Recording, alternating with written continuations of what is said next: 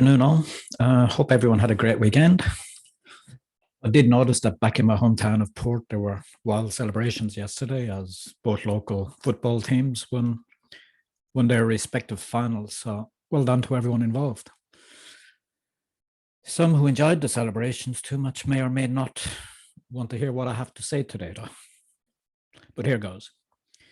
Monday morning again, and for some that means sore heads and the usual promises to self. Never again, we say.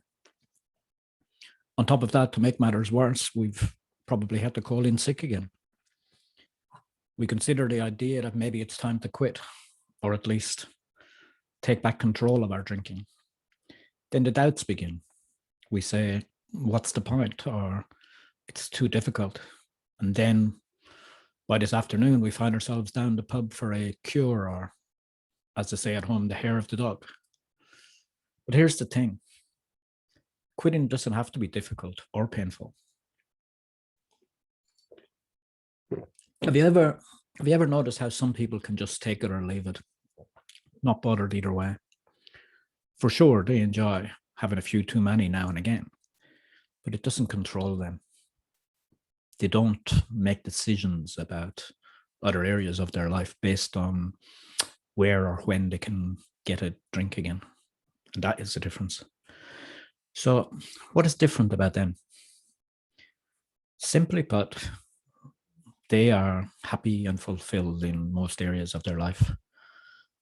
They are too busy actually living to have time for excessive drinking daily. This goes for any compulsive activity, by the way. In other words, they are getting their essential human needs met. Yeah, I know. There he goes again, banging on about getting those needs met. But it really is that important. When we drink because we are lonely, or scroll social media, or binge eat mindlessly because we are bored, essentially we are desperately trying to fill some other hole in our life, substituting an essential need with an artificial coping mechanism.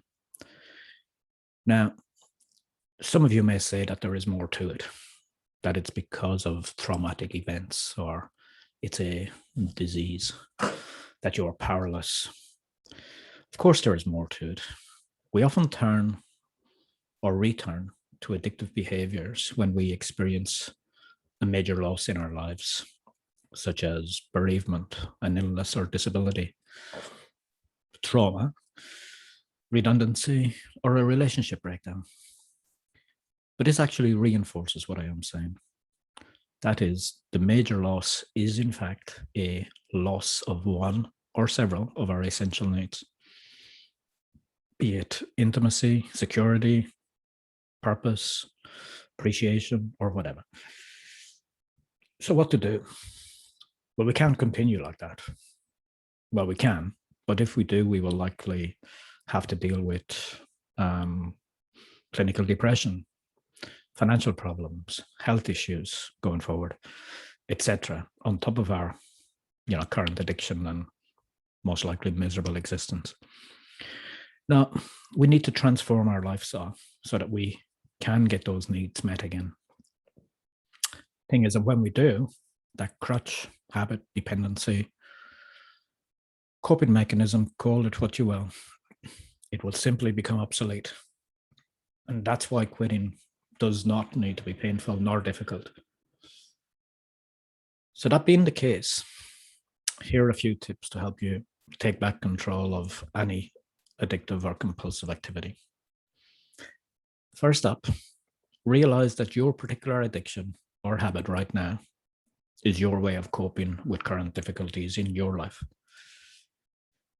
Next up, the best way to beat this addiction then is to identify why you need it. In other words, what is it substituting? Which emotional need is or needs is or are not being met? Once you work that out, it's time to make changes. You need to basically transform your lifestyle, make changes in your day-to-day so as to get those needs met, or at least work towards them. Rather than believing or focusing on the idea of being one of those labels, an addict, an alcoholic, or whatever. Focus instead on building and reinforcing your innate resources to help you naturally dig your way back out of this way of living towards the life you were really meant to live. Next, rather than spending time with other, either current drinkers or other, as is often the case, other reformed addicts when you join AA, CA, those kind of things, spend time instead with people who are living happy, healthy lives. And finally, develop your self-awareness so that you understand what is really going on in your life, rather than following a belief forced upon you by others, such as those groups that I just mentioned. So yeah, this is the social change model of viewing addiction. And to me, it is far more effective than the traditional, let's call it the disease model or powerless model.